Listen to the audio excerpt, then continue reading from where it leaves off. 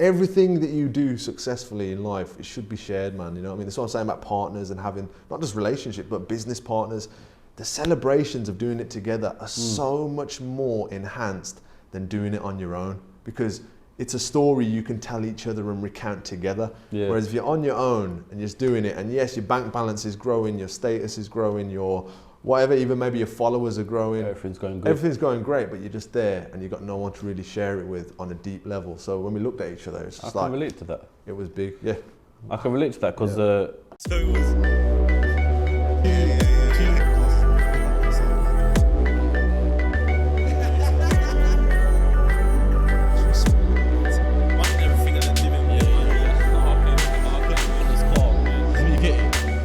What is going on, guys? Welcome back to CEOCAST. I'm your host Raheem, and today we have a very, very special episode. I'm with someone who's running a social media marketing company.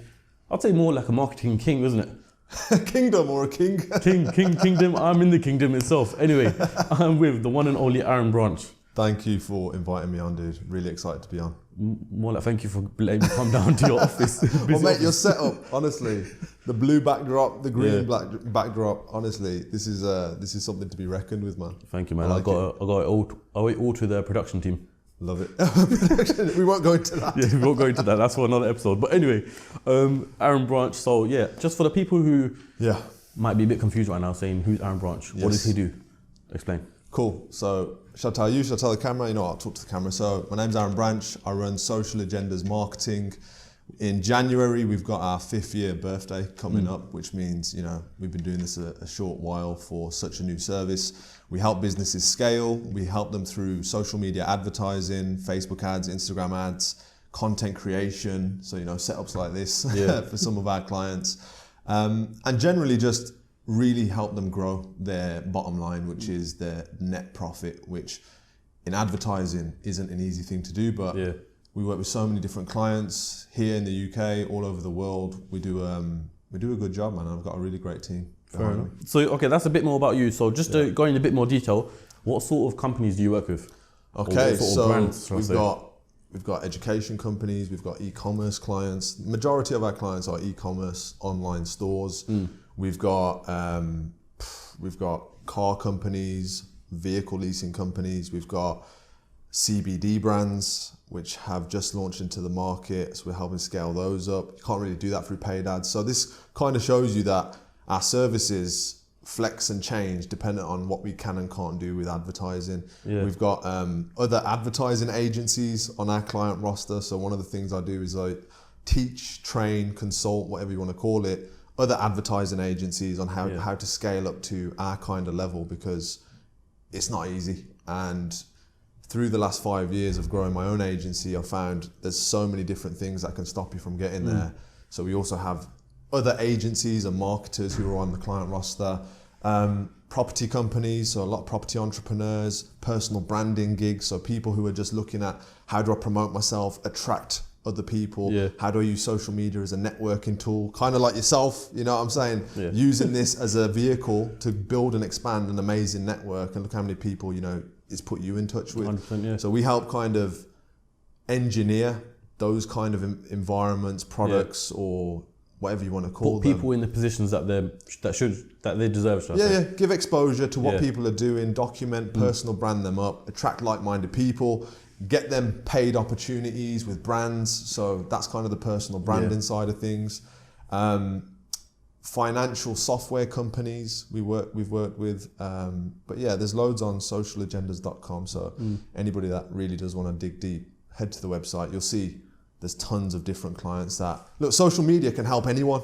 So realistically, we have worked with so many, almost every industry out there, but there's only certain industries where you can get really quick results really fast. Cool. And there's one thing you said right there which I want to break down because I didn't know this. You mentioned you train and you help other social media brands essentially become to the level that you are. So you're basically creating competition for yourself. I love that you've just mentioned that. Why? Why would anyone want to make competition for themselves or for themselves? You know, in business, you'll learn really quickly. Conflict of interests can come out of anywhere, right? Can come out of your staff, can come out of your clients, can come out of all different places in your business, right? the initial way that I set up, so I've been training agencies, and it came out of, really, I have to take you back to why I started training agencies. So first year of business, absolute shit show. Yeah. Right? I didn't have a clue what I was doing. I quit my job in Canary Wharf as a recruitment officer. I thought, you know what, I can do everything I'm doing for this business for myself, but in social media marketing. Thought I knew it all.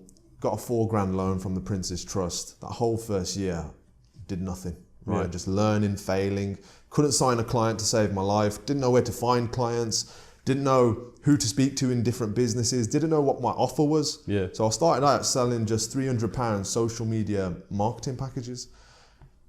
Fast forward to the second year of business, started gaining some traction, finding what works, had some really good mentors and coaches of my own that kind of unlocked a few of the key things in this business that you need to be successful, applied them, started making some really good money as a freelancer. So I was still really just on my own, even though I was a limited company agency. Okay. Then year 3, people started taking notice and started saying, how do I do this? How do I do this? But then I started trying to hire in-house staff members in year 3.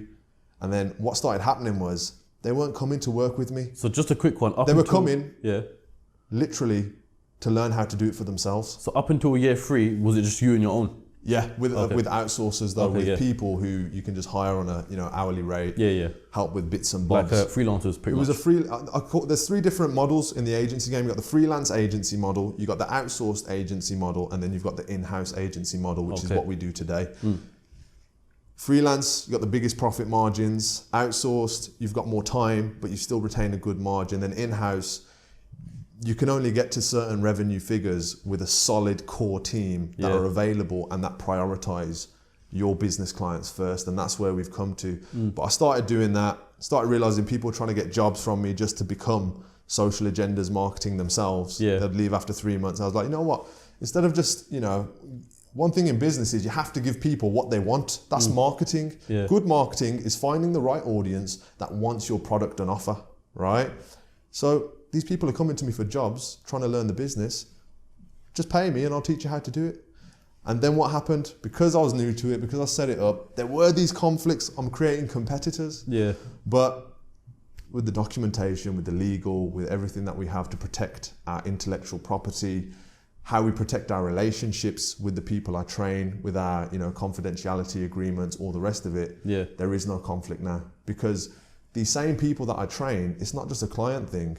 They're people who I want to be in my network, because no matter what, you're always going to need other people in business, in your industry, that you can work with. Yeah, 100%. I hear that. But great point, man.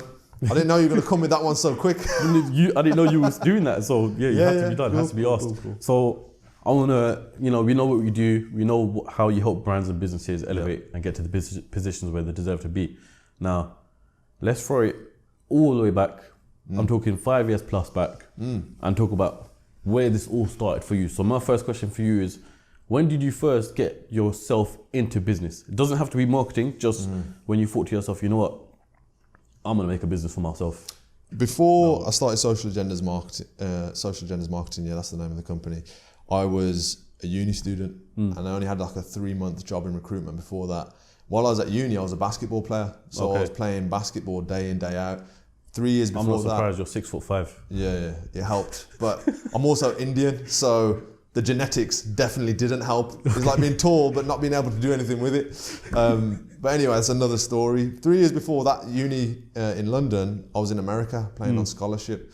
And to this day, people don't know this because a lot of people have only been introduced to me through business, but I'm probably one of the only, if not the only, British Indian basketballer to go from the UK and play on scholarships out in America. Okay. There was no role model before me that showed me that Indian kids could do that. Yeah. Right? And that's what I was really proud to be able to do, and I enjoyed it a lot. But I realized quickly that with my skills in basketball, I'm not going to make it to the NBA. Like every other Indian, I think there's no Indians in the NBA right now. You're a good cricketer. Good backstop. Yeah. So then, whilst I was playing basketball in America, I was also studying music. So I was doing music production at college and stuff. And then I also got a degree in media and music in London as well. So what I started doing was I started flipping mixtapes and recording all my teammates, because a majority of them could rap. Yeah. And I started doing it in my dorm room in the house share we were in and literally just selling them $150, $200 a mixtape.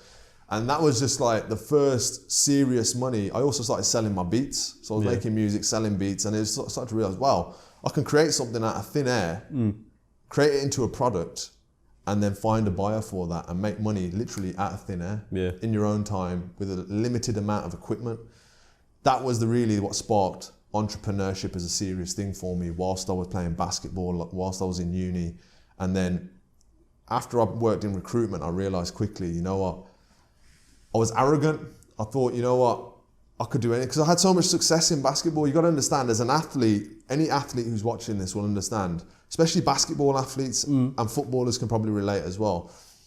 When you're all in your kit and your gear and you're going to these different campuses in America, like you're looked at by the other college students as like something special. Yeah. You're treated differently. Okay, yeah. So there was like this young arrogance in me that when I went into the workplace, I'm like, I'm too good for this. Like I should be in the NBA kind of mindset still linger on, but it got shut down because whilst I had that mindset, I was living in Poplar, East London. Okay, so this is when you're back in London now? Yeah. So this is after I graduated uni in London. Basketball's a no-go.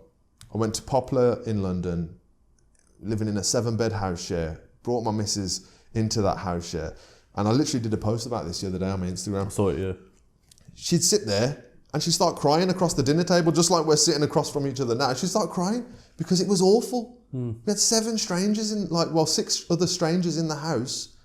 And I'm guessing your dinner table is a shared dinner table. Mate, it was smaller than this. It was like, cut it off here. That was no, but it's shared between the whole 7 like we're sitting in the bed kitchen that we're sharing with strangers. It was the most crazy to go from basketball kind of athlete scholarships, bursaries, to it's been in a house share, working in recruitment, in Canary Wharf, feeling like you're in and around money and financial freedom and, you know, lots of positive things. But the reality is you're living in a 7-bed house share, your missus is there, you know, feeling traumatized because it was just unlivable conditions in a way. But that was really the catapult. And this is what I say to people who I train. I'm like, you've got to find a pain and use a pain to drive yourself forwards. That circumstance right there, I still think about that to this day. Like, life's very different now. Still hopefully going to become even better and better. But man, that right there, I will never go back. If I'm tired at work, I don't want to put in extra hours. I don't want to make another few calls. I don't want to reply to emails, whatever it is that I don't want to do. Just think back to that pain and use that to push yourself even further ahead, because I'm not going back to that. Full stop. And how long ago was that? That was 5 years ago. 5 years ago. Literally. And you've turned your whole life around. Literally. 5 years. That environment stopped, moved back to Birmingham, moved back to the Midlands, started social agendas, moved forwards. How did social agendas come about then? Where did you get the idea for that? Okay, so in my last year of uni, my music degree, I did a dissertation on why music artists shouldn't sign to major labels. They should stay independent and they should use social media marketing to monetize their brands. Yeah. So my whole last year was studying social media, even though it was through my music degree. Finished uni, got a first, went into recruitment, and then I was just having this like, you know, realization that everything I said these music artists should do through Facebook ads, Instagram ads, all the rest of it, they should also apply to businesses. So why don't I just start telling businesses about Facebook ads, about Instagram, social media? And then there was a guy who I spoke to who was already doing it. He was managing profiles for, you know, £1,000, £800 a month. And then he was the one like, dude, you know more about this stuff than me when I was talking to him. And I'm just posting for people making 3-4K a month very easily. And I was like, what the hell am I doing? My whole area of expertise is media and social media advertising from my final year of uni. Apply it to businesses and help them make more money. So that's how you got the idea. So yeah, that's a. I mean, I guess that's a good way to get into it. I mean, you're learning off the back of what you already know, which was obviously music at the time. Yeah. And now, what made you think, you know, apply it to businesses and brands? Literally, like anything on social media, everybody needs more attention. Everybody needs more awareness. Yeah. Any business that's not a charity has a capital goal, and it needs to have a return on investment at the forefront of mind. If you're putting stuff into marketing, you're putting stuff into advertising, what does it bring back? That's what we live and die on here at Social Agendas. Our clients come to us to grow. Yeah. If we don't grow with them, it's tough to keep things on board. Yes, we can change things, but what we can guarantee is if we can't do it with your brand, trust me, it's probably not us, because we've been doing this for 5 years. We've spent millions of pounds on Facebook and Instagram ads.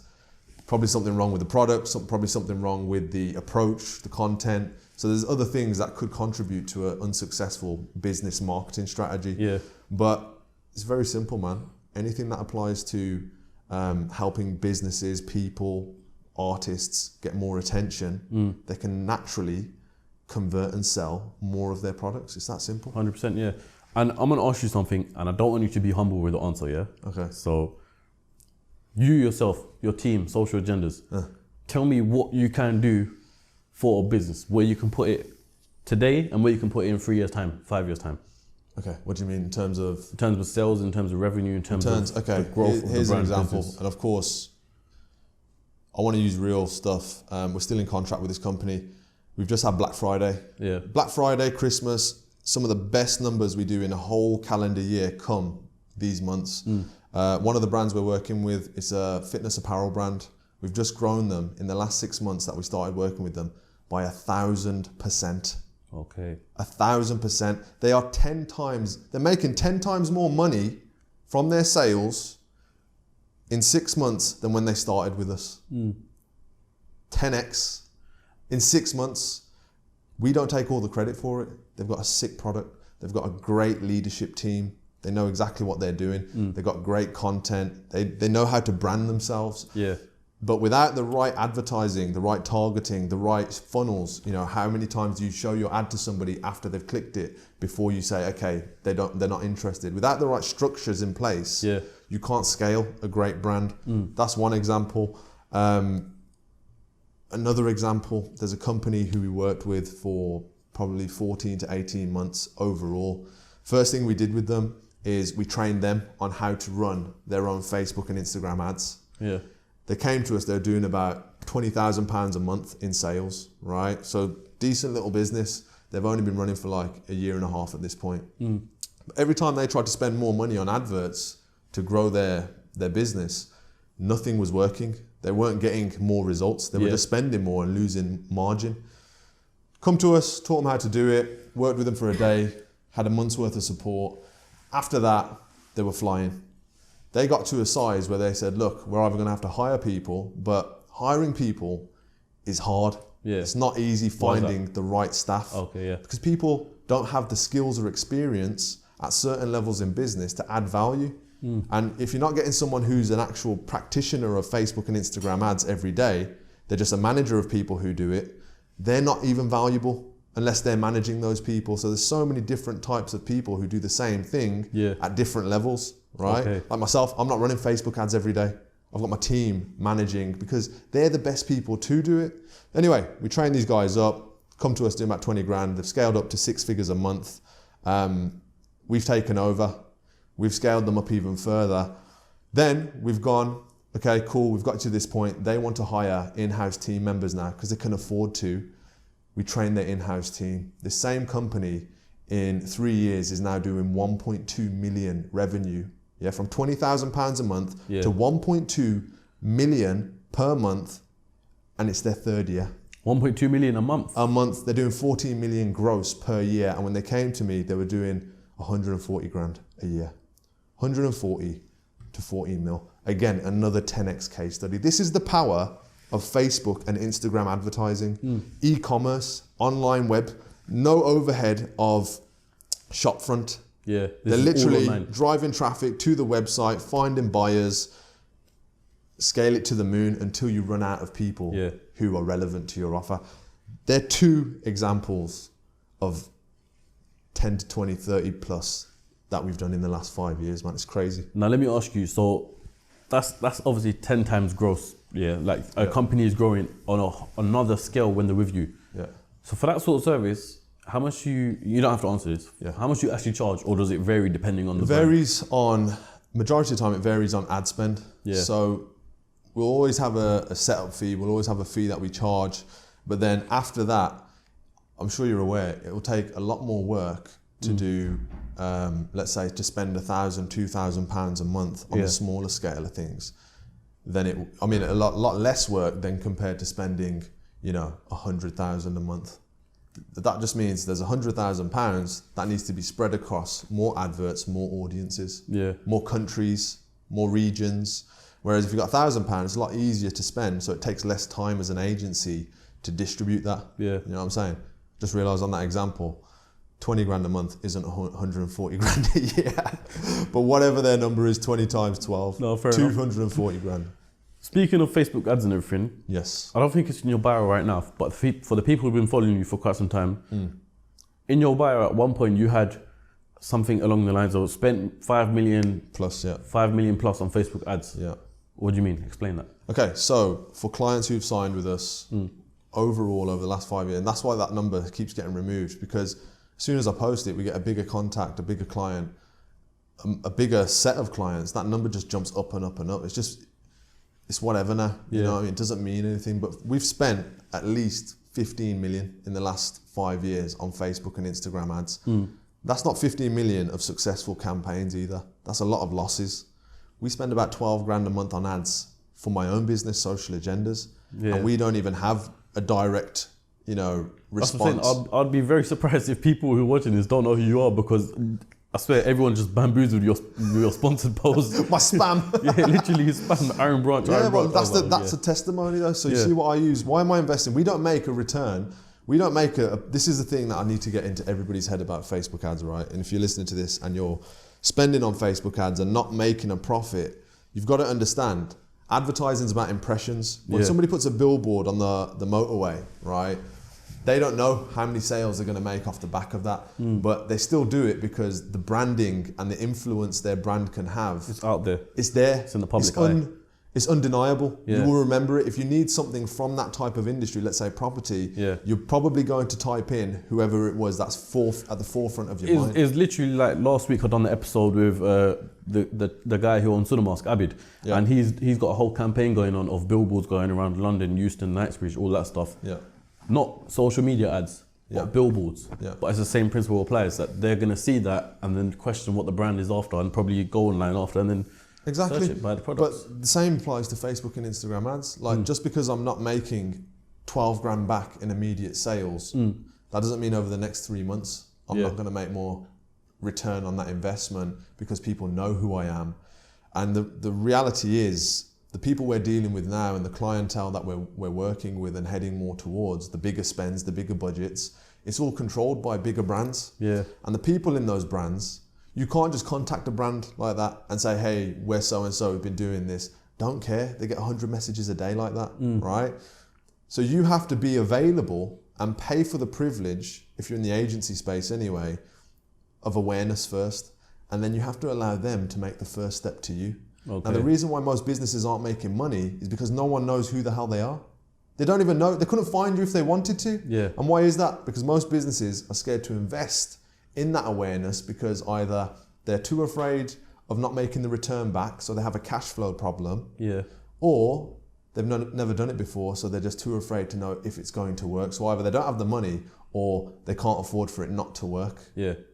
Right? I'll get you. The third main thing that people need to realize if they've got these problems is literally, if you want to attract the right people into your life, it's as simple as paying for an advert and targeting the right audience.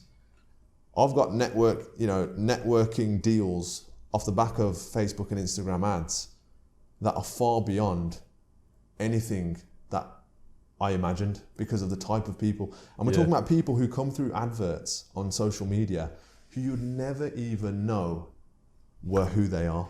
They're big time players with 50 followers on a private profile and no display picture. And they come through because you're available and they recognize, oh, this is someone who's a like-minded individual that I probably want to work with. Now, let me ask you something. On the contrary to that, what if a company or the person who started the company hasn't got 12 grand to invest into marketing? You don't need 12 grand. You spend £500. You spend £100. You can spend anything you need to spend, but the main thing is you know how to get a return on that money either in 1 to 3 months. You don't want to be in a position where you're spending just for the sake of it. But if you don't make a return, all is not lost because you have impressions. More people know about your company than they did before. That's a win. 100%. That's a win. How did you find out about me?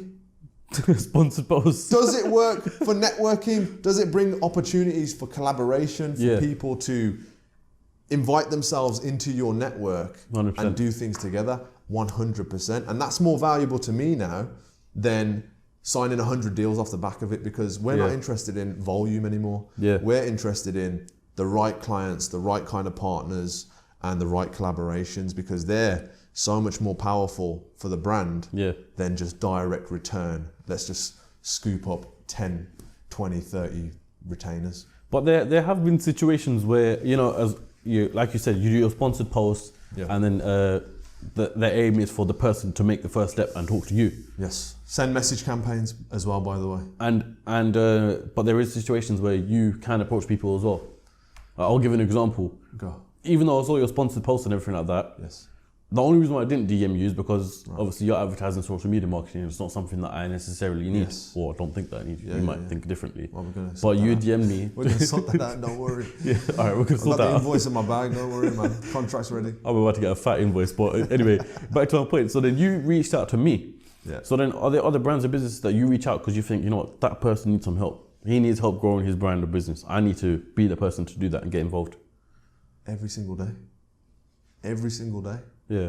I reach out to people all day, every day. I'm a networker. I like to be in communication with people. I love talking to people about business. I love thinking about the risk and the reward and learning how to dance on that line using digital marketing, social media marketing, and all this technology we've got. That's my passion.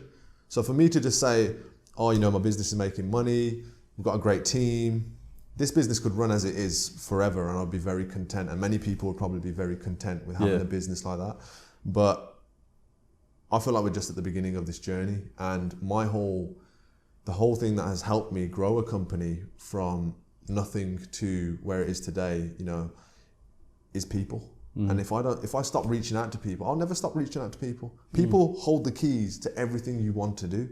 The right partner is waiting for you. And I used to be, again, in the beginning, I was arrogant, hence why I was a sole founder in the beginning. And now I have a co-director in this business who's come in later, because you can't do it all on your own. You need help, you need partners, you need like-minded individuals who you can rely on. And the only way to find them is by reaching out. And that's the thing people don't get. When they see a DM from my profile, they're like, oh my God, why is he, he's doing X, Y, Z. Why is he reaching out to my small company? Because the small to medium-sized companies have the most growth potential. They're the ones we can ride on that journey, do 1,000% growth, another 10x company case study with. The ones who are already established, and your campaign won't really make that much of a difference. I mean, what do you think? It doesn't sound as exciting, does it? It doesn't, no. And I'm going to ask you something there. Not everything's about money, yeah? 100%. But for you... Not everything's about money, but... But yeah, for you, is that where the money is at? The small to medium-sized campaigns. Obviously, everyone's got to eat. Everyone's got to make their money and everything. So, great question. The way we structure our deals, if we can take a company who's spending £1,000 a month and profitably get them spending 15, 20,000 a month, we get a percentage of that ad spend. But they're not going to start spending more money unless they're making more money. 100%. So they'll come in every campaign. There's always a sweet spot. Right, in every advertising campaign on social media, you'll start, you'll get success, and then you'll scale, and your margin starts shrinking because you're spending more on advertising. But then you'll come to a sweet spot where you spend more and the margin is just gone. So you'll bring it down and the margin will grow, and you'll find your sweet spot, and you'll say to the clients, look, are you happy making X amount of thousands of pounds per month while spending X amount? Because we've tried to go past, and right now it's just hammering your margin. And they'll say yes, and then we'll say, okay, we're happy to just service you at that percentage of ad spend. So that's what makes it in our interest to help these clients grow, because we also grow with them. And that's what our saying is, we grow when our clients do. You can't build a business in social media marketing unless you're getting results. That's simple. I hear that. All right, Aaron, so we've talked more about business, we've talked about social media marketing. I want to ask you something quite personal to you, and you don't hide this. And I think it's good that, you know, it's kind of like advising people and helping people in a way. But you say that you've been in £45,000 worth of debt. How did you get to that point of 45 grand in debt? you know. Because I've been in some debt I'm before, asking but not myself. 45 grand. Yeah. So I used to get really embarrassed. I only just put that out recently. Yeah. I put it out once or twice before that I want to help people with their debt problems. So when I was telling you earlier in the podcast, yeah, it is very personal. This isn't business debt. This is personal debt, right? Year one, start a business, kick off with a $4,000 loan. Yeah. And literally I was looking at my credit file and thank God I'm debt free right now, except for the car lease, but that's whatever. Yeah. Credit cards, bad debts, immediate debts, payday loans, you name it, all of them stacked up. And it got there because simply to survive in business, why do 90+% of people fail in their first year of business? They pack it in, they shut the doors, they say, cut the losses, I've lost 15, 20 grand, it ain't working, walk away. Why do they do it? Because it's fucking ridiculously hard to survive in business and make money. Yeah. It's ridiculously hard. There's so much competition in every industry, but the equalizer is social media because it's open reign to anybody to use, anybody can access it. Yeah. So then in the first year of business, like I said, we weren't making many sales. How am I gonna live? So you start dipping into credit cards. Okay, I need to run advertising. I don't know what I'm doing. I'm reaching out to people, getting shut down. I'm phoning people on the phone, cold calling, getting shut down brutally. I'm networking, I'm going to these breakfast meetings. I'm going to London, try and meet with companies, network my way into different, conversations and deals and whatever else. All of that costs money. £4,000 drained immediately on a camera, a tripod, all the gear you've got set up. You already know about those startup costs, right? Don't ask. So then the credit cards start stacking up, and you can see on the post on my Instagram, if you guys check it out, you can see it's just a steady line in year one.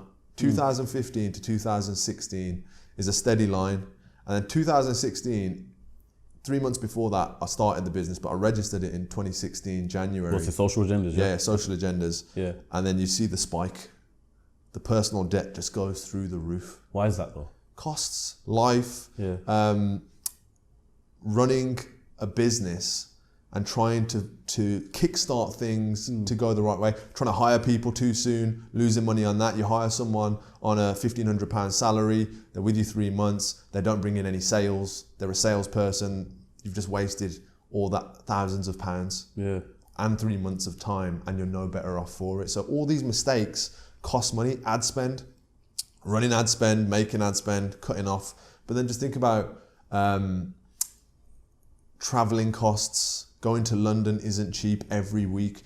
Going to London thinking that, being so ignorant to the way the world works and digital marketing, how to get deals on, thinking that I needed to even be in London was such a costly thing. But it wasn't all in one day. That 45 grand steadily built up over 2 years. And don't get me wrong, even though it was growing, I also had cash flow in the business. Yeah. But would you say, go ahead. Sorry to interrupt you, would you say that as the debt grew, so did your cash flow? Yeah, so the debt grew, but I was using that money and utilizing that money. So it's not all, there's no addictions or gambling habits, nothing crazy going on. I'm literally taking money on my personal name and shoving it and investing it in my business. And the only thing that got me through that was, I know I can make this work, right? And I put it all in. And then there was a time, and you can see it on the graph, there's a time where I stopped borrowing. And then I said, okay, I'm at a pinnacle here. Either it's not going to go forwards, or I've got to bet and double down on myself that I'm going to make this work. And then boom, shoots up another 20 grand injected into the business because I needed the money to run my company. Now, what's happened? It's all gone, all repaid. And when I see people who are having financial issues, the big issue I had was I didn't have an income. Yeah. I wasn't paying myself. I had bad advice in those first 2 years from chartered accountants. They're telling me to show a loss, get as much cash flow back out of the business, destroying my credit. So I've got all this borrowing that's going up, but then I'm showing on my personal tax returns X, Y, Z. So it's not looking like I'm in a stronger financial position, even though my company's making money, I'm investing money, and they're telling me take a loss, whatever, to save on taxes. So I retain more cash. But the most important thing in this world is credit, and no one's talking about it. That's the way the world runs. Everything runs on credit. Yeah. You want to grow a business, you need credit. You want to go get a mortgage, get credit. You want to do anything substantial, you're going to have to learn how to leverage credit. And the whole thing with the debt is, that's how it got there. But I was disciplined enough to just knock it off and get it back down and stop borrowing. And then there's a point where I said, okay, I'm making good money. It's time to start paying. And I changed accountants, started paying myself a proper salary. And then the money started coming back to me out of the business to replenish. But there's still scars from that. You know what I mean? Credit ratings, they don't recover overnight. No, of course not, no. And that's what people need to recognize. But then this is the other thing. It's a mindset thing. You've set me off. The debt thing. So we get businesses all the time that reach out, I want to do this, I want to do that, I believe in it, I'm all in, I'm 100% in. I don't have the money. Yeah. Also, how much have you borrowed in your business already? There's bounce back loans getting thrown left, right and center right now. It's borrowing heaven. In a recession, borrowing flies up, everyone can do it. Yeah. The gates are lifted to stimulate the economy, right? But people are too afraid to get liquidity into their businesses because, again, they're either fearful, they've never done it before, they're inexperienced, they haven't got the right mentors or support, their product's not right, they haven't achieved any real success, so they don't believe in their product enough. And when you believe in your product, that's when you feel comfortable putting in that extra money from wherever you have to. Yeah. You know what I mean? And again, people need to bet on themselves, and often they're not taking money or taking debt and using it in the right way because they don't know how, or they just don't believe in themselves. Did it become like a routine for you to say, you know what, my business needs cash, let me pull out a personal loan? No. Was that like your first instinct thinking that's what I need to do? It was always when cash flow was a problem. There was never, you got to look at invoicing over a month. If your invoices are stacked to the end of the month, if your cash flow isn't going to be replenished until X, but you need cash flow immediately to get yourself to the meetings for the rest of the month, of course your credit card's there, use it. That was the mentality. But then things escalate quickly when you're trying to grow at the rate I was trying to grow, but also survive. If that cash flow facility wasn't there in my personal, which with a new business, it's hard to get business credit. So I was using my personal credit and risking that. If that wasn't there, the business will never be here today. So yes, it built up, but you can still get out of it. But you have to be able to provide yourself with an income. You need the right information. So many people, everybody's running around with some sort of debt. No one's educating people on it because it's the way society works. The whole world runs on people being in debt and making money for whoever's lending the money. So for me, it's a passionate thing where I share, people always look at this and they say, oh, what did it take to get social agendas to where it is today, 20 plus staff, amazing client roster, international, projects, blah, blah, blah. I say, mate, it took 45 grand of personal debt and a credit score that still hasn't recovered. For real. You know what I mean? It's not a joke. How long did it take to pay off the 45 grand? Probably first 2 years built it up, another 2 years to get rid of it all. Okay. So that's a lot. But do you feel like... Could have probably done it sooner, but again, you need the cash flow. What's the point in borrowing money to grow a business and then pulling all that cash flow out when you're going to need to borrow it again? What I was going to say There needs to be a float. You can't run a business on fumes. There needs to be fuel in that engine. What I was going to say is when people have debt, they're generally like, I spoke to some people and they wake up thinking like, flip sake, I've got to pay this debt. I've got 45 grand on my head. But it's different for you because you've used that to utilize it and build upon your business. So what was it like for you when you had that debt on your head? Were you not thinking that, I got debt to pay? Or were you thinking, you know what, gonna make it work? Mate, it was destructive. Kills you. It's a weight on your shoulders. You can never not think about it. Or you start ignoring it. And this is the thing I've seen with people who've reached out about these debt posts. They start ignoring it. They don't even want to look at the interest. These are people probably making a salary, making some money. They can't handle and face those decisions they've made. And this is where the whole game is rigged with debt and with lending. People usually borrow and spend on dumb stuff. They don't invest that money, right? So then they made bad decisions. And because of the embarrassment to themselves, their self-esteem, I just blew 3 grand on credit cards on a holiday I might not have needed to go on, or I could have paid for with 1K, but I went ham at the club, whatever they're doing, right? Them 2-3 bottles killed me on the credit card. Spade ones. They can't face it because of their self-esteem. They can't tell themselves once they've sobered up or whatever, that's the decision and the kind of person I was when I made that decision. So they ignore it. they let it stack up, and then they don't actually find a strategy to just breaking that debt down and one by one knocking them off. I hear that. And anybody who's in debt, by the way, there's a guy called Dave Ramsey. Google and YouTube, Dave Ramsey. He's got this method called the snowball method for getting rid of debt. I used it, it worked. What did it involve? Literally, lay your debts out. It's the simplest thing in the world, from smallest to biggest, and do not spend on anything that you don't need. He calls it the scorched earth lifestyle. Yeah. Scorched earth. You eat pot noodles every day. You don't even worry about going out, cinema, car. No luxury life. Nothing. It's scorched earth. Like, we just had a nuclear explosion. There's nothing you can spend on if you wanted to. Yeah. Stop everything. Cancel all your subscriptions. Just go like caveman style. And then with that, you just start knocking off your debts one by one, from smallest to biggest, not by interest, which is what people try to do. Yeah. Oh, I'm going to pay the biggest interest. No. Method, in a big method, one by one, knock them all off, clear your debts. And what you do is, what I did was, I set that list and that spreadsheet as my screensaver on my phone. So when I pressed unlock, the number I was going after is constantly top of my mind. I need to get money to get this debt off, or I need to make things happen to cut that. And the relief when you've paid it, you cut that off, it's heaven. You feel the progress, you feel the journey, and you're like, you know what, I'm nearer to being in a stronger financial position for myself. It's really powerful. The other day, I believe it was your partner's Holly's birthday, right? Yes, big 30th. And you know, it's funny, me and him were watching an interview, or no, it was a real talk between you and Holly.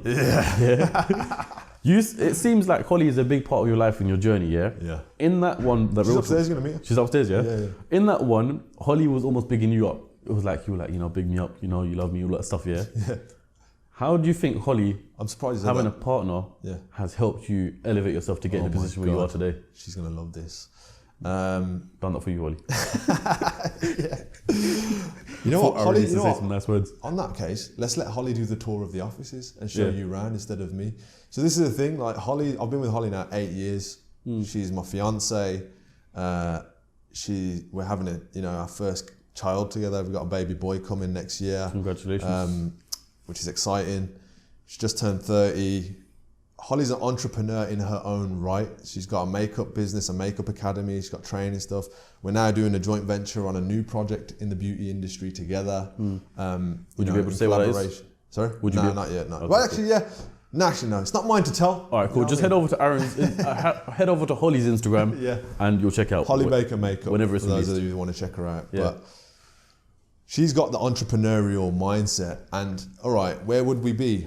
The short answer to that, right, is we would not even be here, because she was the one who said, when we left London, you've always been banging on about how you want to start a business, how you want to do this, that, and the other. And I'm like, I've got nothing.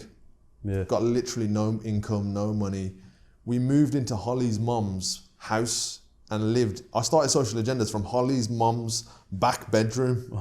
So they'd be going to work. I'd be there reading marketing books, trying to figure this whole thing out. Holly was going to work and letting us have a few luxuries. She was paying for the cinema and all the rest of it. So that support was massive. But she was the one who said, I was like, I've got nothing to lose. I've got nothing. And she's like, well, you've got nothing to lose. So why not just do it now when we've got no risk? 25 years old, 26 years old, go for it. So that was the beginning of her support for it. But she's always supporting. And having a partner in general that supports everything you do is one thing. But because she's an entrepreneur, she understands the sacrifice that comes with it. She understands the schedule's a wreck. Some days you're leaving at 8 a.m. You're not turning up till 10:30 if I'm filming in London, or when I used to go on the filming. And it takes a certain type of person to understand that's what it takes, and to support that and have that sacrifice with you. It is not easy. No, I can't imagine. It's not easy to ask any partner to do that. But then on the same way, it's lucky that I'm busy, because she's doing her own thing, building her entrepreneurial dreams on her own. And sometimes it takes sacrifice from me, where I'm sitting there on a Saturday where I don't want to do any more work, and she's busy at events or running her own workshops or doing her own thing. So I'm the one sitting there, when are you coming home? You know what I mean? But like, we've done so much together. We've co-hosted events. I've like been the host of some of her makeup events. She was there in New York when I did a 200 people seminar last year in Brooklyn. Yeah. She was like the operations manager of that whole thing. What she does here at Social Agendas. Now she's she's ingrained in the company recently. She's head of learning and development, but she's more like our COO. She's our operations manager. Okay. She's making things tick. She's been unreal. Yeah. Shit. Can't tell you enough actually about how powerful and how lucky I am to have someone who's just got that same mindset and drive, and she can't be taken for a fool or she's just too sharp. When you meet her, you'll find out. No, I think that's a beautiful thing because I'm gonna say this, and I know there's loads of ride or dies out there. I know that for a fact. But I know some people as well that they've been in a relationship. The guy's tried to open a business, or the girl for that matter. They've gone broke. One of them has left because of the fact that they can't feed the other person and they don't believe in it. Blah blah blah blah. Yeah. With that being said, do you and Holly ever look back and think we've built this? Because what I'm trying to say is, generally, when you're in your own shoes, you don't really acknowledge the growth rate of what you've built. Yeah. I'll give you an example. The only reason why I know that CEOCAST popped off is because I have people like my friends or my family saying, you're killing it, you're doing a madness. Yeah. I don't ever look at it. I'm still thinking like I haven't grown much. Yeah. Because in your head you've got so much more you want to do. Yes. But with that being said, from starting the business in Holly's mum's house, sorry, from Holly's mum's house. It sounds better with the flat though. It sounds more hardcore. But sounds like it's in an apartment in Shoreditch sort of thing. It's a nice house. With that being said, so do you ever acknowledge like where you've lot of come? No, very rarely, because all that's happened is, well, first of all, Holly's only really become a staple in the business recently. And it's been 4.5 years, you know what I mean? Yeah. She's been there supporting me as my partner, but not the business, because she's been too busy working on her own empire, right? But because of what happened with lockdown and COVID, the beauty industry got shut down faster than anything. Yeah. No facial treatments, no makeups, nothing. Because you can't do no physical contact, can you? That's what I'm saying. So it's close contact, it all got shut down. So that made me and Holly come together and say, look, what can we start that doesn't depend on what we've been doing? Yeah. How do we digitalize what you're doing? And that naturally has led her to being closer to the business. And then it just made sense. Look, I need her help, you know what I mean? So although she's been there supporting me as my partner, she's only actually been working on this business recently, in a way. Yeah. But yeah, you never take account. Well, we don't anyway. Apart from the most recent house move we've made. This is mad. It happened quite recently. What we say, mansion living. We've got this beautiful view. I like to keep things private, but anybody who sees my Instagram can take the idea. Yeah. But privacy and security is important to me 100%. As well, especially now that I'm having my son. Felt good to say. But we've got this beautiful view at the back of the house, and it's like water.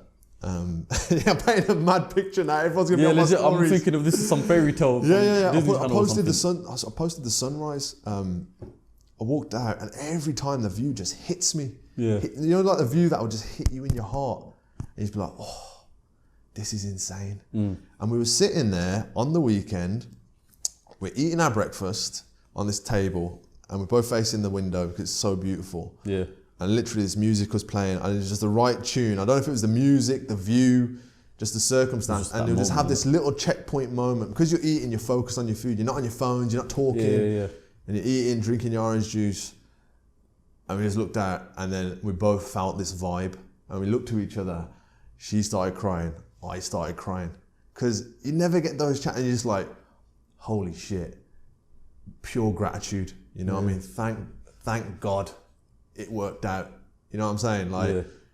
But on your own, you can't share everything that you do successfully in life. It should be shared, man. You know what I mean? That's what I'm saying about partners and having not just relationship, but business partners. The celebrations of doing it together are so much more enhanced than doing it on your own, because it's a story you can tell each other and recount together. Yeah. Whereas if you're on your own and you're just doing it, and yes, your bank balance is growing, your status is growing, your whatever, even maybe your followers are growing. Everything's going good. Everything's going great, but you're just there and you've got no one to really share it with on a deep level. So when we looked at each other, it's just I can relate to that. It was big, yeah. I can relate to that because I don't think I'm gonna say it. I'll keep it in. Yeah. No one needs to know anyway. But I ain't got a missus, yeah? Yeah. I think that's the reason why I bring him along. Yeah. Because obviously he's not an investor in CEOCAST, he's just my friend. Sure. Yeah, he comes with me on the drives, he chills with me, he does all this. It's someone to share the moments with. Yes. He's been with me, with Aleem, with Amari, with yourself, with pretty much half of the podcasts. Yeah. And like, it's just an appreciation moment because you think that you're with me on this journey. It's just someone to share it with. Yeah. Otherwise, there's no memories. There's no memories. I don't know what where I would be without like just friends around, just supporting and sharing the moments with. Yeah, you know what I'm saying? That's what I'm saying. And like, even with having an in-house team, so many people are like, what? I was making so much more money for myself when I was in the outsourced agency model. I was taking home more money than I am now. Yeah. It's a choice, but I need that cash flow for the next phase of growth, which is majority salaries for new team members to grow this company and create more jobs. So I'm sacrificing my own income. So some people who've been on this journey with me, mentors who were assigned to me when I got my loan from the Prince's Trust, they put me in touch with a guy who was mentoring me. He's been there the whole journey. He's kind of like a non-executive director. And he's like, this doesn't make sense financially. You could make more and take home more doing what you were doing before. Yeah. When we're looking at the P&L and everything else, you know, he's like, get that number down. And I'm like, no, I want to raise that number because even though the percentage is smaller, the size of it and the scale of it is going to be bigger 100%. Over the next 10 years. Yeah. So I'd rather put it all back, grow it further, and serve more clients. Long-term vision. Long-term, and that's what happens. That's what I'm saying, like, we're just getting started. It's been 2 years of hell. Yeah. And a year of transferring from outsourced to in-house, and then 2 years of recruiting and trying to find the right people to go on this voyage with. Yeah. And luckily we found so many of the right people, and we also found some of the wrong people, and they had to get thrown off the ship. Yeah. Because El Capitano ain't waiting around. Let's go forwards, you know what I mean? Yeah. But completely agree with you. That was a moment recently where you take account and you feel grateful and just blessed. And honestly, without someone there with you, man, it's tough. It's tough. I can imagine. And one thing that you did mention as well was partners leaving each other. When one's supporting the other, they feel like the other one's not pulling their weight. That happened lots of times in our relationship as well. It's not all hunky-dory, yo, we're in this together. Nah, because I'm telling you, at some point, you're going to get sick of paying for everything. Yeah. Some point you're going to get sick, especially if you don't have anything yourself. Yeah. And that happened with Holly to me. And then when Holly started I started Social Agendas before she started hers. I pushed her the same way she pushed me into the entrepreneurial trap. Yeah. Right? Because those first years feel like a trap. You feel like, shit, I should have kept my job, man. And then she was paying for all my stuff, getting a bit, impatient with when are you going to start making money? And then there was me, supporting her for a little bit in the startup phase. And anybody would be like, okay, is this even a business? Yeah. But you got to be patient. You got to give it 6, 12, 24 months before you realize. And what's 2 years over a 25 to 30 year business? It's nothing. It's startup. It's just a percentage, just a very small percentage. Yeah. So people need to stay patient with their partners, man, and just support them. I was going to say something. That's what I remembered. We forgot to mention, how many employees have you got right now for Social Agendas? We've got 20 plus team members right now. And like you said, you're holding back on your personal income, your salary, so you can afford to bring in more members. Less so on salary, more so on dividend profits that I take out of the business. Okay, fair enough. But point is, you're trying to grow the team. Yes. Yeah. Now, with recent situations where unemployment is going through the roof, what does it feel like for you to be able to provide people with jobs? Yeah, it's a big feeling, but it's also a big responsibility. And on the flip side of that, I've sacked people when that whole thing was happening as well. Yeah. So there's two sides of the coin, isn't there? Everyone's like, oh yeah, you're creating all these jobs. The team overall is growing, but we're losing people on the way that can't support what our overall mission is of growth and our standards and whatever else, or just not the right fit for them. Yeah. So yeah, on the one hand, it feels great. It feels like a big responsibility, but recently you you're focused on the mission, you're focused on where it's going, you know you need people to help you get there. Yeah. So you stop taking account for the economic environment. Digital's blown up. Every business on the shop front can't work, so they all need to go online. There's no more negotiation. You have to. Before that, it was like, yeah, I've got my shop though, it's doing 20 grand a month, 30 grand a month. I don't need to go online. We don't need to sell online. We're killing it.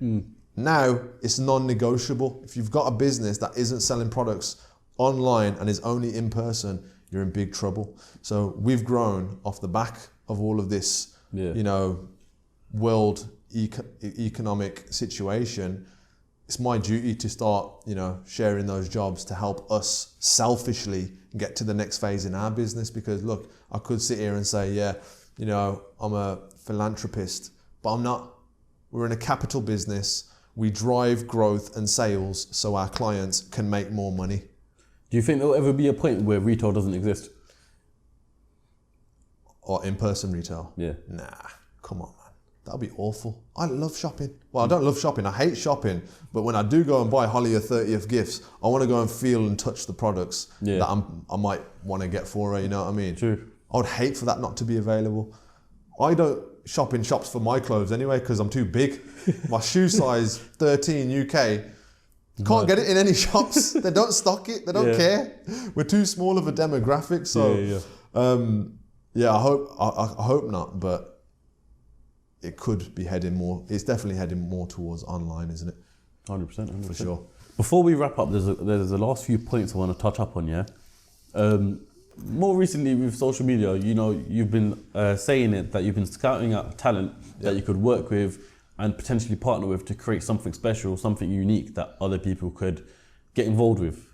Now, I'm not saying anything's happening yet.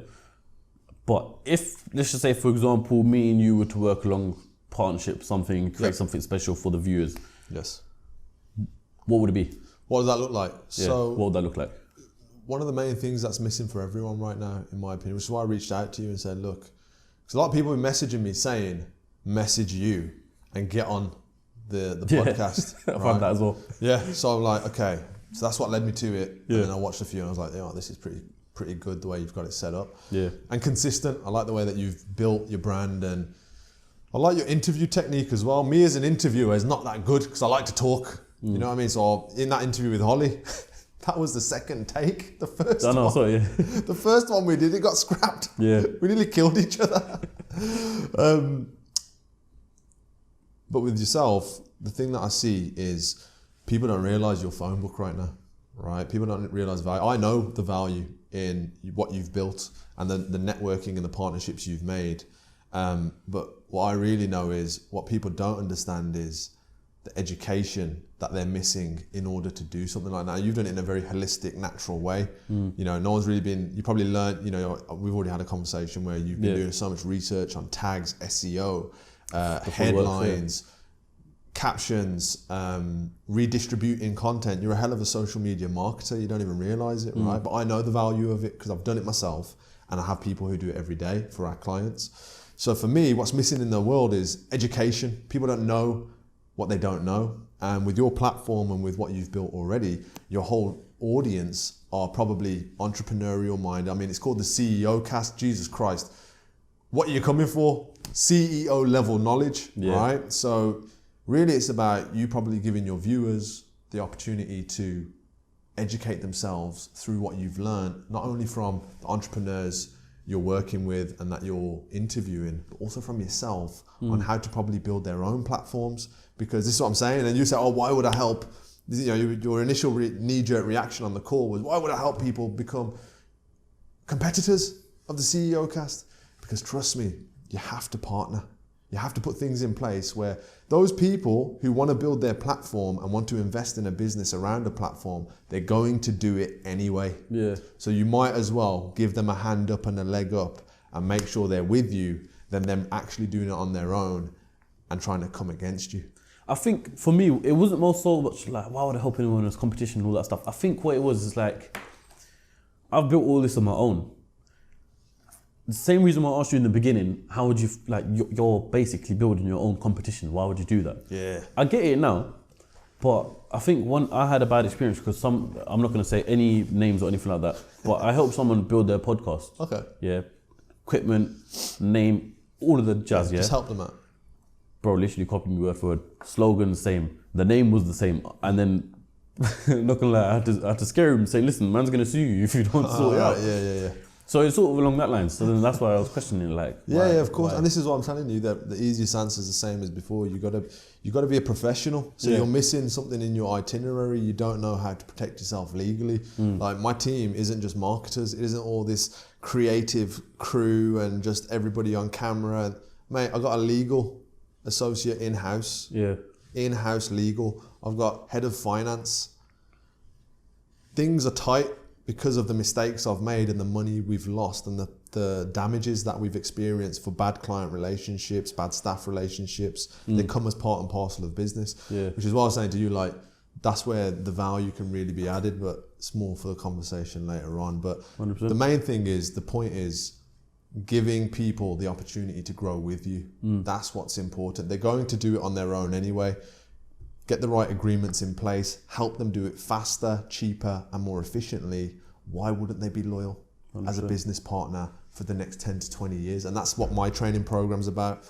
All the people on my Start and Scale marketing mentorship, if I give you the whole show of how we run this business and operate and make it efficient, and you don't want to continue doing business, why wouldn't you? I just took you from 10 to 50 grand a month with how to find clients, how to service clients really well, how to make sure you retain clients with great service, and then also how to actually manage your finances in a company, which is what I show these guys with myself as a case study. They come in for a full day after the one-to-one training with me, and they go and sit with everybody in my team. What more of an open book do you need to see that this stuff works? And the same is true. And the reason why I'm comfortable to do that with them is because I'm protected and because I'm investing in them. They could never pay me enough for that knowledge. That's not being arrogant. It's cost me hundreds of thousands of pounds in mistakes, in mentors, in the wrong coaching, in the right coaching, to get to a place where we are now. Yeah. I've just given you that in a day and a month, in a month-long program. Loyalty is a natural, secondary thing that will come with helping somebody at that depth. I hear that. Me personally, I've been enjoying this podcast a hell of a lot. One of my favorite ones so far. You say that on everyone, I know. No, I'm being serious. I like it. I like because I like the visuals. I like everything. I like talking to you. But if you feel the same way, make sure you smash that like button. But before we end, there's always a question I ask everyone on the podcast, and that is, what does success mean to you? What does success mean to Aaron Branch? I'd say that in a Number one, way. Happy clients, because business is always going to be a big part of my life. Happy clients, time rich, so I have my time and I can manage my own schedule. Great team members with great energy. Don't have to be great at doing your work. You can develop that, you can train that, but the right energy, the right spiritual principles at the core of who they are. 100%. Happy, positive, optimistic people around me, which is all I can deal with. And then finally, just raising a family and just holding a legacy for everybody who comes after it, whether that's my partners, in terms of business partners, all the next partners I'm going to have, partners, children, anybody who's in any kind of way related to me should benefit by, if not the businesses that I'm working and operating, the education and the knowledge that I try to put out there. That's success for me. And it ain't an easy list, but we'll see how we go. Yeah, I'm sure there's many things as well on top of the head that will come out later on. Yeah. That's the end of the podcast. Mr. Aaron Branch, ex-CEOCAST. Don't know why I said it like that, but anyway, I hope you all enjoyed that episode. Please smash that like button. If you're watching this on YouTube, subscribe, like, comment, share with your friends, family, do all that stuff. Follow CEOCAST, follow myself, Raheem KA. Mr. Aaron Branch. Thank you so much. Follow him as well. You don't have social media for social agendas? No, why just not? Aaron_Branch is... Oh, why not? Is that another question? Do you really want to go into it? Look, everything I've ever done, the short sentence, everything I've ever done has been off my personal brand. And that's because people trust people. They don't trust companies and brands half as much. So if you want to build a relationship with someone, put your name to it. it's not just you as the business, it's you taking responsibility as a human being. 100%. And that's a lot deeper. So don't mess with anything else. With that being said, follow Aaron Branch. Aaron_Branch. Yeah, it'll be on screen right now as well as in the link in the description box below. If you're listening to this on Spotify, Apple Podcasts, make sure you leave a review, follow it on Spotify if you can do that. You know what to do. I don't need to say anything more. You lot know what to do. Until next time, I'll catch you guys on the next episode of CEOCAST. Yeah, now let's talk business. Done. Yeah, how was that? I enjoyed it. Yeah, great. I think it was wicked. I love chatting. Yeah, it's good, man. I hope they get some value from it. 100%. I think a lot of people get value from it. If they don't, I'll be very, very surprised. Upset. Upset, yeah. 100% upset. No, it's good. I enjoyed it. You're a good man to talk to. Cool.